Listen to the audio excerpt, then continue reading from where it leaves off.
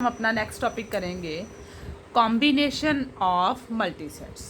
कि multi sets हमें दिए गए हैं। मल्टी सेट हमने क्या बोला था कि एलिमेंट्स जो हैं वो रिपीट हो सकते हैं मैनी टाइम्स। तो let S be a multi set with N R combination of S is an unordered selection. Unordered means A B की फॉर्म में भी लिख सकते हैं, बी ए की फॉर्म में भी लिख सकते हैं उसको, ठीक है। Selection of R objects of S. Thus an R combination of a multiset S is itself a multiset, a submultiple of S. Right? तो इस केस में हमारे पास क्या रिजल्ट आएगा? S has elements like 2A, 1B, 3C. 3 combinations of S are कैसे बन सकते हैं, उनको हम बनाएंगे। अभी इन्होंने क्या बोला था बेटे? Unordered selection. तो इस चीज़ को हम किस तरह से रिप्रेजेंट कर सकते हैं? Suppose S has elements 2A, 1B, 3C। We can rewrite it as 2A, 1B, right. Next is 2A, 1C, 1A, 1B, 1C, 1A, next 2C, 1B, 2C और लास्ट इज आवर 3C। तो these are the 3 combinations of S। किस तरह से हम इसके 1, 2, 3 elements के R combination किस तरह से ले सकते हैं, राइट। तो इसी के ऊपर बेस्ड अब हमारी नेक्स्ट थ्योरम होगी, जहाँ से हम जनरलाइज्ड वे से इस क्वेश्चंस को क्या कर पाएंगे, सॉल्व कर पाएंगे। सॉरी, नेक्स्ट थ्योरम दी गई है बेटे हमें, let S be a multi set. Multi set means number elements जो हैं वो रिपीट हो रहे हैं multiple times with K distinct objects. तो इनमें कितने डिस्टिंक्ट डिफरेंट एलिमेंट्स कितने दिए गए हैं? के विद ईच इनफाइनाइट रेपिटेशन। अब एलिमेंट्स फिक्स्ड हैं। सपोज मेरे पास एलिमेंट्स आ रहे हैं finite A, B, C। Elements कितने हो गए? 3। बट A जो है वो भी इन्फिनिटी टाइम्स रिपीट हो रहा है, B भी इन्फिनिटी टाइम्स रिपीट हो रहा है, C भी इन्फिनिटी टाइम्स रिपीट हो रहा है। दोनों चीज़ों में डिफरेंस आई थिंक आपको क्लियर हो गया कि number of elements, distinct elements are given 3, but for multi-set they are repeated infinite time, right? Statement को ध्यान से आप दोबारा देख सकते हैं। let S be a multi-set with K distinct object with each infinite repetition। तब R कॉम्बिनेशंस जो हैं उसके लिए हमारा फॉर्मूला ये बनेगा। मतलब अगर मैंने अभी आपको एग्जाम्पल के थ्रू बताया कि अगर 3 एलिमेंट थे तो इसके 3R कॉम्बिनेशन, 3 कॉम्बिनेशंस जो हैं वो किस तरह से बनेंगे, वो ये एलिमेंट्स बनेंगे 1, 2, 3, 4, 5, 6, राइट। तो ये हमारे 6 कॉम्बिनेशंस बने थे। अब हमारे पास क्या है कि के डिस्टिंक्ट एलिमेंट्स हैं, they are repeated infinite time, then how to find out their combinations. तो कॉम्बिनेशंस जो बनाने हैं वो उसके लिए हमारे पास फॉर्मूला आ जाएगा। सी कितने टाइम्स हमने टर्म्स ली हैं टोटल, आर कॉम्बिनेशंस निकालने थे, नंबर ऑफ टर्म्स 0 से स्टार्ट होंगी तो लास्ट टर्म k-1 आ जाएगी, taking r at a time. या फिर हम इसको ऐसे भी लिख सकते हैं r + k-1 c k-1। दोनों केसेस में रिजल्ट क्या आएगा, हमारा सेम आएगा। तो अब हम इस चीज़ को प्रूव करेंगे कि अगर मेरे पास सेट में, ये तो मैंने अभी 3 एलिमेंट्स लिए थे, अदरवाइज हमें कितने एलिमेंट डिस्टिंक्ट दिए बेटे? के। उनके नाम suppose A1, A2, A3 and so on, A K element distinct थे।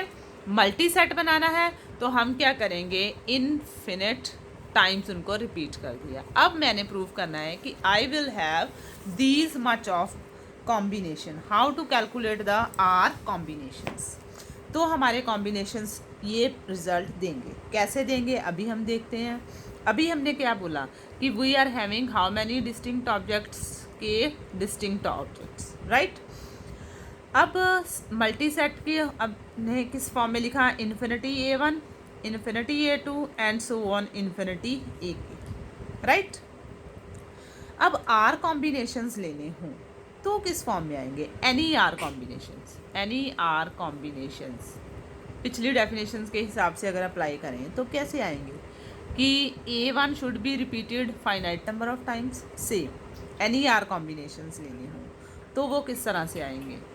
x1 A1, x2 A2 and so on xk AK, such that क्या कंडीशन होनी चाहिए? जो जितने एलिमेंट्स हैं हमारे, इनके कॉफिशेंट्स जो हमने चूज़ किए हैं x1 x2 xk, these all should be positive और equals to 0। और साथ ही जितने एलिमेंट्स ये कॉफिशेंट्स आ रहे हैं इन सब का सम जो आना चाहिए वो क्या बनना चाहिए? हमने कितने कॉम्बिनेशन लिए थे बेटे? आर कॉम्बिनेशंस, तो ये सम होना चाहिए आर, एनी आर कॉम्बिनेशंस। इस टाइप से हमारा रिजल्ट जो है वो फॉलो होएगा। अब पॉसिबिलिटीज़ क्या हैं? जब मैंने आर कॉम्बिनेशंस ले लिए कि इस फॉर्म में आ रहे हैं तो सोल्यूशन किसके ऊपर डिपेंड करेगा? ऑब्वियसली सोल्यूशन डिपेंड करेगा x1 x2 x3 xk की वैल्यूज़ के ऊपर। तो number of R combinations of s किसके ऊपर डिपेंड कर गया? Solution of this equation, right. अगर तो मेरे पास इसका सोल्यूशन इंटीजर आ सकता है या नॉन इंटीजर भी तो आ ही सकता है, ठीक है। तो आर कॉम्बिनेशंस किसके इक्वल आएंगे? Number of solution of this equation, कितने सोल्यूशन इसके इंटीजर आ रहे हैं। सेकंड ऑप्शन ये भी हो सकती है कि clearly equal to number of solutions of, इसका सपोज करो सोल्यूशन आ गया जब मैंने सॉल्व किया सारा कॉम्बिनेशन, तो मेरे पास रिजल्ट ट्रांसफॉर्म होके आ गया y1 y2 plus y3 and so on yk is equals to r plus k type का। विद ईच, ये भी जो एलिमेंट्स आए हमारे पास y1 y2, each number is either greater than 1 और equals to 1, should be integer form. यहाँ पे भी हमारे इंटीजर फॉर्म में आने चाहिए और यहाँ पे भी ये किस फॉर्म में होने चाहिए? इंटीजर फॉर्म में। तो the theorem will therefore follows from the following lemma. तो यही चीज़ कि ये जो सॉल्यूशंस आए हैं ये इंटीजर होने चाहिए, उसके लिए अब मैं लेमा के थ्रू इसको प्रूफ करूँगी। तो लेमा क्या कहता है? What lemma says? Lemma says the number of solutions, जितने सॉल्यूशंस आपने इन सब के लिए हैं बेटे, से m या k जो भी लिया आपने, r लिया है तो r लिख लो, m लेना है तो m ले लो, लेमा है तो m लिया उन्होंने। साथ ही उन्होंने बताया कि ये सारे के सारे सॉल्यूशंस जो हैं उनकी वैल्यू ईदर इक्वल्स टू 1 और ग्रेटर देन 1, और साथ ही कंडीशन क्या है? इंटीजर फॉर्म होनी चाहिए, राइट। तो इसके लिए हमारे कितने सॉल्यूशन एग्जिस्ट करेंगे, कितनी वैल्यूज़ होंगी? कॉम्बिनेशंस के थ्रू m-1 c k-1। क्यों? क्योंकि 0 से स्टार्ट होता है ना हमारा हमेशा ही कॉम्बिनेशंस, nc0 nc1 ऐसे लिखते थे हम। तो एक वैल्यू जो है वो टोटल हमारे पास m सोल्यूशंस है, तो 0 से स्टार्ट होएगी तो m-1 c k-1। अभी हमने ये बता दिया ना कि इसकी हर एक वैल्यू ईदर इक्वल्स टू 1 और ग्रेटर देन 1, तो 0 फिर आएगा नहीं ना अदरवाइज। तो इसीलिए हमने वैल्यूज़ कहाँ से स्टार्ट करी हैं? m-1 c k-1। ये मैं प्रूव करूँगी लेमा के थ्रू कि इस इक्वेशन के टोटल नंबर ऑफ सॉल्यूशंस जो हैं वो कितने एग्जिस्ट करेंगे। अभी हमने ये मान लिया कि 1-1 कॉरस्पॉन्डेंस है सपोज सॉल्यूशंस की किसके साथ?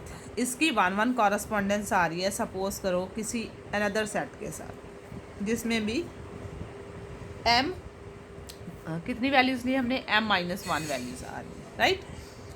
तो अब y1 can be chosen like x1, तो y2 कैसे आ सकता है? x1 plus x2 and so on yk-1। क्यों? क्योंकि y1 की जगह पे हमने क्या लिख दिया है? x1 लिख दिया, तो y2 कैसे लिख दिया हमने? चूज़ किया है, ये सारी वैल्यूज़ हमने क्या की हैं? चूज़ की हैं। जब आप क्वेश्चन सॉल्व करोगे तो तब भी हमने यही मेथड लगाना है, y1 is equals to x1, y2 x1 plus x2 and so on x आना चाहिए था बेटे, xk-1 similarly it can be equals to m minus X K. क्यों? क्योंकि टोटल वैल्यूज़ मेरी क्या थी, x1 x2 x3 so on m तक थी। मैंने कहाँ तक वैल्यूज़ ली, इससे पीछे वाली एक वैल्यू लेंगे तो वो क्या आएगी, एक्स के माइनस वन। तो मैंने सिर्फ इतनी वैल्यूज़ लेनी हूँ तो ये वैल्यू उधर चली जाएगी, तो it will be m minus X के टाइप। अब उस हिसाब से मेरे पास रिजल्ट किस तरह से ट्रांसफॉर्म होएगा बेटे, वैल्यू ऑफ y1 हमने पहले ही बोल दिया है कि all these values are integers start from 1 इधर less equals to y1 should be less than y2 क्योंकि वैल्यूज़ रिड्यूस्ड फॉर्म में आई जा रही है। y2 बड़ा हो गया, y1 छोटा हो गया। उससे बड़ी वैल्यू कौन सी आएगी, y3 and so on last yk minus one less than m minus one. क्यों? क्योंकि हमने कंडीशन यही बोली थी कि each integer is greater than equals to 1। Fine. अब कॉन्वर्सली अगर मैं ये कह दूं कि हर एक y1 y2 y3 इस इक्वेशन को क्या कर रहा है, सेटिस्फाई कर रहा है, तब मेरे पास रिजल्ट किस टाइप का आ जाएगा बेटे, फिर चेंजेस क्या आ जाएंगी, x1 is equals to y1, x2 किस टाइप का आ जाएगा, y2 minus y1 and so on. xr फिर कैसा हो जाएगा, yr minus one. Similarly xk minus one is equals to yk minus one minus yk minus two, right. xk तो already हमें पता ही है क्या आ रहा है, m minus yk minus one. तो इसने अभी हमें क्या दे दिया, this gives solutions, all the solutions आ गई। हमने क्या वैल्यू निकालनी थी, x1 की, x2 की, xr की। तो ये वैल्यूज़ अगर y1 y2 इसको सेटिस्फाई कर रही हैं, वो सारी इंटीजर फॉर्म में थी, तो x1 x2 सारे भी किस फॉर्म में आ गए, इंटीजर फॉर्म में। तो नंबर ऑफ चॉइसेस जो हैं ऑटोमेटिकली, हमने कितनी चॉइस चूज़ की थी वैल्यूज़, m माइनस वन, उन्होंने सेटिस्फाई कर दिया इस इक्वेशन को k माइनस वन वैल्यूज़ के लिए। Yes, it is satisfied. So this combination is exactly fine. हमारा रिजल्ट यहाँ पे क्या हो गया, प्रूफ हो गया। थर्डली इसको डिफरेंट वे से भी हम सॉल्व कर सकते हैं। अनदर वे भी है इसका, उन्होंने दिया बुक में कि नंबर सेम आ रहा है, number of ways of placing R balls in K numbered boxes. Suppose करो कहता मैंने x1 बॉल्स पुट की फर्स्ट बॉक्स में, राइट, x2 बॉल्स की पुट सेकेंड बॉक्स में and so on. xk balls मैंने पुट की kth बॉक्स में। इस तरह से भी आप कॉम्बिनेशंस निकाल लोगे, तब भी आपका क्वेश्चन सॉल्व हो जाएगा। एक और मेथड है, जब क्वेश्चन सॉल्व करेंगे काउंटिंग ही करनी है हमने कि इसके मैक्सिमम कितने सॉल्यूशंस आएंगे इस इक्वेशन के।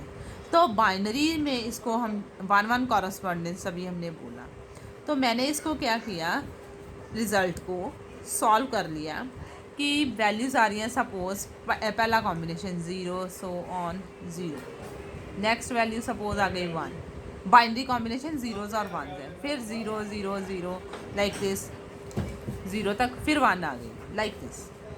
तो मैंने बाइनरी लेने थे रिजल्ट, जब 0 वैल्यूज़ आई हैं उनका नाम मैंने रख दिया x1, राइट, 1 को छोड़ दिया, फिर जो वैल्यू 0 आई हैं x2 लाइक दिस। तो ये मेरे पास टोटल कितने कॉम्बिनेशंस इस तरह से बन जाएंगे, r plus k minus one type. इतनी डिजिट्स ही हमारे पास बनेंगी ना, डिजिट्स फॉर्मुलेट होंगे। So we can choose how many objects, k minus one ones, कितने वंस आ रहे हैं मेरे पास, सो ऑन करके kth वैल्यू तक जाना हमने, 0 0, इसके बाद 1 आएगा। इस वैल्यू का नाम सपोज मैंने ले लिया xk, ठीक है। तो मेरे पास नंबर ऑफ डिजिट्स कितने आ गए हैं, r प्लस के माइनस वन डिजिट्स आ गए। This can be done in the way कि r प्लस के माइनस वन में से हमने कितने चूज़ किए, के माइनस वन, या इसको इस तरह से भी लिख सकते हैं, r प्लस के माइनस वन में से हमने चूज़ किए r बेस। तो this is your on choice कि आप इसको इस फॉर्मेट में देना चाहते हैं या इस फॉर्मेट में। तो जब ये थ्योरम आएगी तो हम शुरू तो इसी तरह से इसको बताएंगे कि इतने कॉम्बिनेशंस बन रहे हैं, उनके सॉल्यूशंस इंटीजर फॉर्म में आएंगे, ये इंटीजर फॉर्म में आ गए हैं, तो कितने कॉम्बिनेशंस पॉसिबल हैं। तो फर्स्ट केस में भी हमने बता दिया कि कॉम्बिनेशन m-1 ck-1 पॉसिबल है। सेकेंड केस में बता दिया कि जितनी चॉइसेस हैं उसमें से हमने कितने चूज़ किए हैं एट ए टाइम, ऐसे कर सकते हैं, या फर्स्ट बॉक्स में कैसे बॉल्स को रिप्लेस करा है उस तरह से कर सकते हैं। तो क्वेश्चंस आप अपनी चॉइस से किसी भी तरह से यूज़ कर सकते हो, ठीक है। नेक्स्ट हमें एक रिमार्क दिया है। रिमार्क कह रहा है अबाव रिजल्ट इज़ वैलिड। कब वैलिड होएगा? अगर हर एक ऑब्जेक्ट एस का मल्टीप्लिसिटी ईदर इक्वल टू और greater than R. Result complicated हो जाता है कुछ केसेस में जब इसकी वैल्यू लेस देन आर हो जाती है। तो वी नीड, उस केस में हम यही सारी चीज़ें लगाएंगे अपने थर्ड चैप्टर में, that is inclusion exclusion principle. Inclusion का मतलब है कि चीज़ों को इंक्लूड करना है, यूनियन। एक्सक्लूजन का मतलब कुछ चीज़ें हमने माइनस करनी है, तो कॉम्प्लीमेंट में भी माइनस करते हैं, है ना, ठीक है।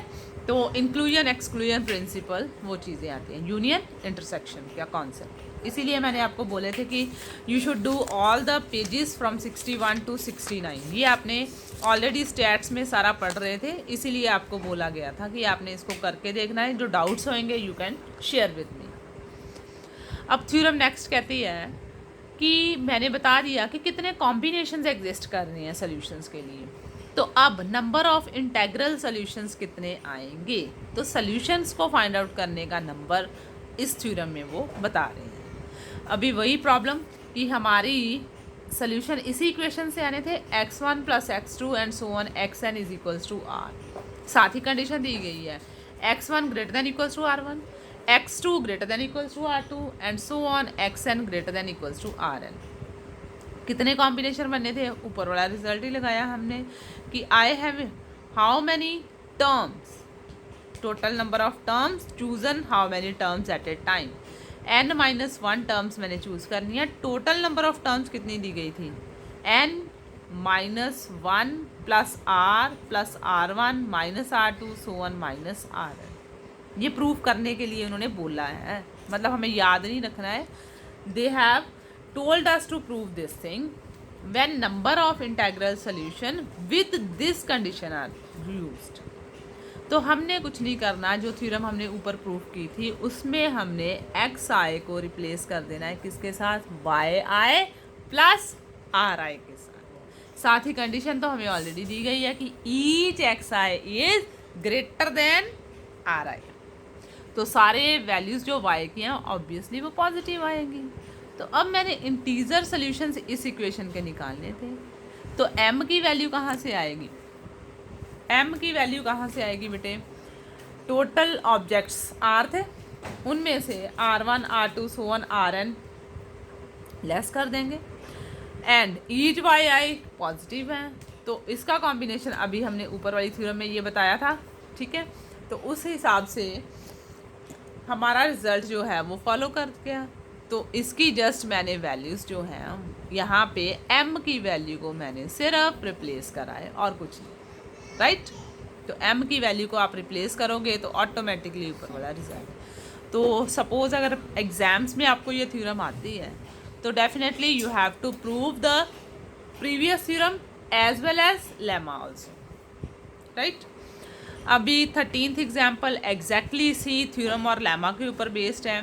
जितने नेक्स्ट क्वेश्चंस हैं वो सारे इसी के ऊपर बेस्ड होंगे। तो मैं ये 13th एग्जाम्पल आपको सॉल्व करके बता रही हूँ। स्टेटमेंट यहीं से पढ़ते हैं, क्या कहता है? We have to find number of integer solutions of this equation. Example number 13।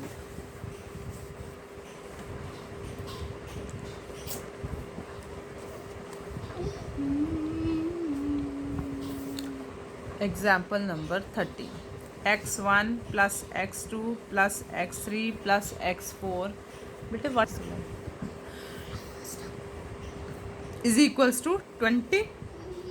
Condition दी गई है x1 greater than equals to 3, x2 greater than equals to 1, x3 greater than equals to 0 and x4 greater than equals to 5. We have to find out the values of x1, x2, x3, x4 satisfying these constraints। तो integer solution हमने निकालना। तो अभी हमें पता था जो हमने थ्योरम की, हमने यही देखा कि y1 को क्या पुट करना है, y2 को क्या करना है, ym को क्या करना है, वो सारा हम प्रोसीड करेंगे अकॉर्डिंग टू आवर थ्योरम। तो सबसे पहले y1 पुट किया हमने, y1 is equals to x1 minus 3। कैसे पता चला?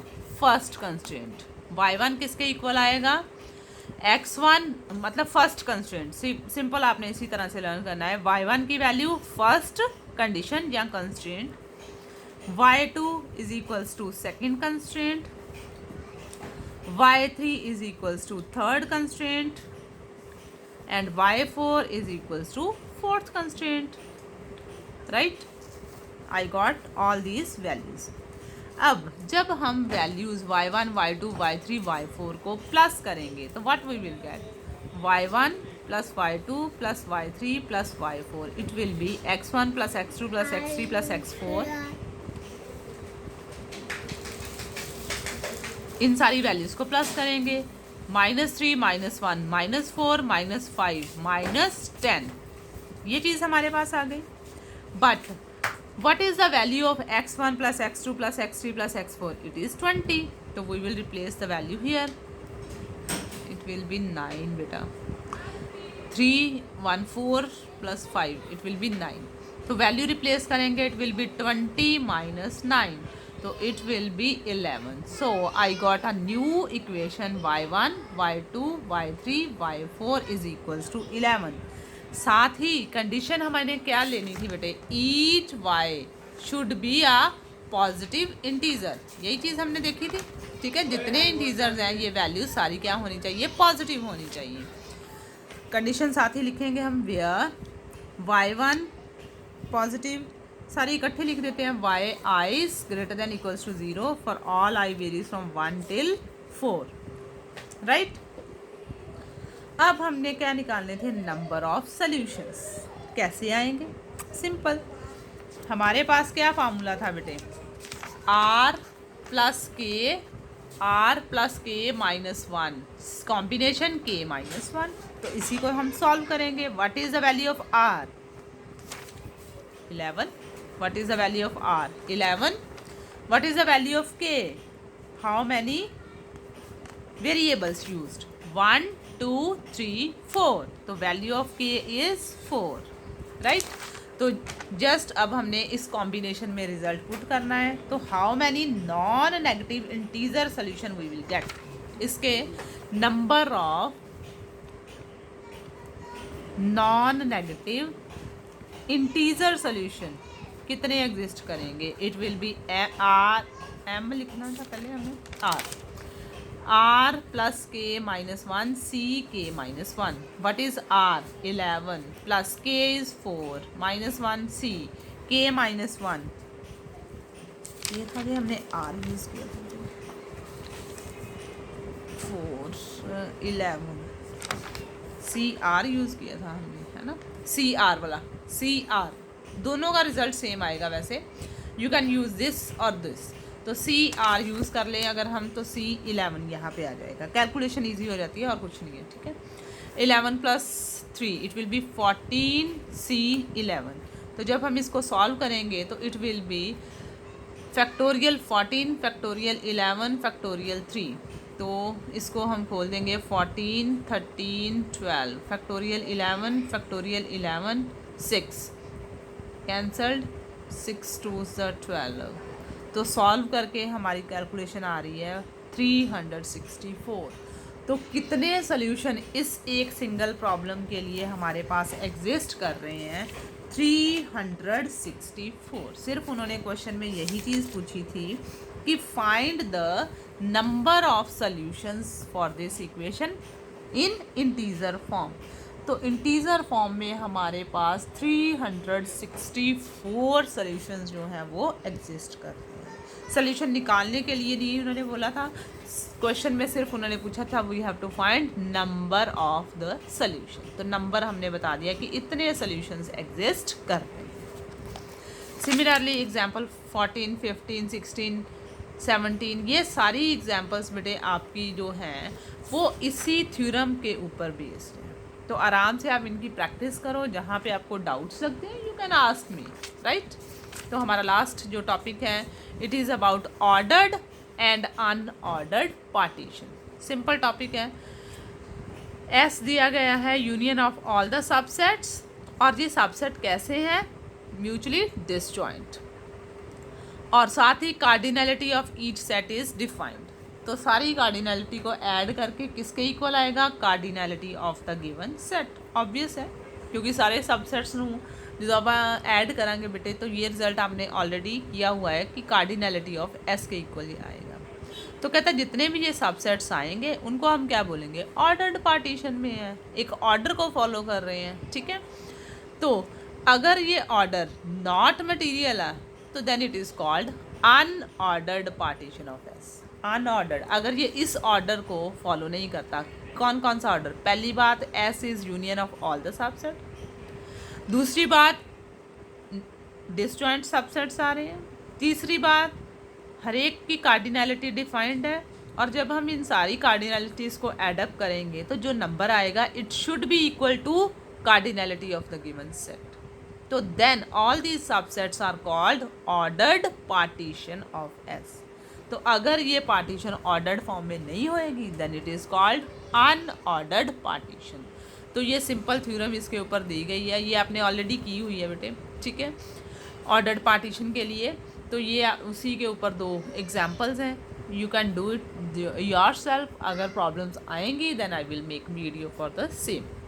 तो हमारा चैप्टर सेकंड जो है वो भी आज ख़त्म हो गया। फर्स्ट चैप्टर में आपका ख़त्म है, second is already done, third chapter मैंने आपको हाफ बोल दिया है। अब बात आती है कॉम्बिनेशन विद रेपिटिशंस। तो अभी हमने ये आर्टिकल किया कि रेपिटेड वे से अगर वो सारा कुछ आ रहा है तब कितने कॉम्बिनेशन आएंगे, तो वो सारे का सारा आर्टिकल अब यहाँ पे मैंने अप्लाई कर दिया है, ठीक है। तो ये मोस्ट इम्पॉर्टेंट है आपका, जो आज हमने थ्योरम की है ना, ये सेकंड चैप्टर में यही रिपीटेड थ्योरम, इसी को हमने यहाँ पे भी क्या कर दिया है, अप्लाई कर दिया है। आप करके देखना इनको भी, ये सारे क्वेश्चन वही हैं डायरेक्ट, ठीक है। उस चैप्टर में सिर्फ प्रैक्टिस के लिए आपको कम क्वेश्चन दिए गए थे, इस चैप्टर में आपको क्वेश्चंस ज़्यादा दिए गए हैं। तो ये उसी थ्योरम के ऊपर बेस्ड हैं जो मैंने अभी आपको करवाई है। तो ये सारे टॉपिक्स आपने आज करके देखने हैं, जो प्रॉब्लम्स आपको आएंगी फिर आप मेरे साथ डिस्कस कर सकते हैं, ठीक है। ये चैप्टर थर्ड भी आपका उसी के साथ ही ख़त्म हो जाता है। तो जो प्रॉब्लम होएगी वो आप मेरे को बता देना, फिर मैं वो आपको सॉल्व कर दूँगी। तो कल हम अपना करेंगे next topic, it is about the pigeonhole principle. Very very simple chapter, इसमें एक ही थ्योरम आएगी, पिजन होल प्रिंसिपल। तो प्रिंसिपल इसकी फॉर्म्स है, 4 फॉर्म्स है, first forms, then second form, then third form है, उसके बाद इसकी फोर्थ फॉर्म आएगी, ठीक है। स्ट्रॉन्गेस्ट फॉर्म उसको बोलते हैं हम, जो इसकी लास्ट फॉर्म आ रही है, चाइनीज़ रिमाइंडर थ्योरम इसमें रिपीट हो जाएगी, ठीक है। उसके बाद इसमें स्ट्रॉन्गेस्ट फॉर्म आ जाएगी पिजन होल की। 4 फॉर्म्स है हमारे पास पिजन होल प्रिंसिपल की, this is the strongest one. तो उसके बाद मोस्ट इम्पॉर्टेंट थ्योरम जो आपको पेपर में मैक्सिमम टाइम्स आएगी, या तो आपको ये पिजन होल प्रिंसिपल आएगा कि इसकी सारी फॉर्म्स डिस्कस करो, first form, second form, third form, fourth form, या फिर आपको पेपर में ये थ्योरम आएगी, थ्योरम ऑफ रैमसे नंबर्स, ठीक है। तो ये सिंपल है, इसी के साथ ये चैप्टर ख़त्म होएगा। कल मैं आपको इसकी वीडियोस जो है वो शेयर करूँगी। Thank you. तो इसी के साथ बेटे आपका जो सारे का सारा सिलेबस है वो ख़त्म हो गया है। अब आप डिसाइड करो कि गूगल मीट किसी दिन हम लोग कर लेते हैं, ताकि आपकी जितनी प्रॉब्लम्स हैं वो ऑनलाइन हम सॉल्व कर पाएँ। Thank you so much.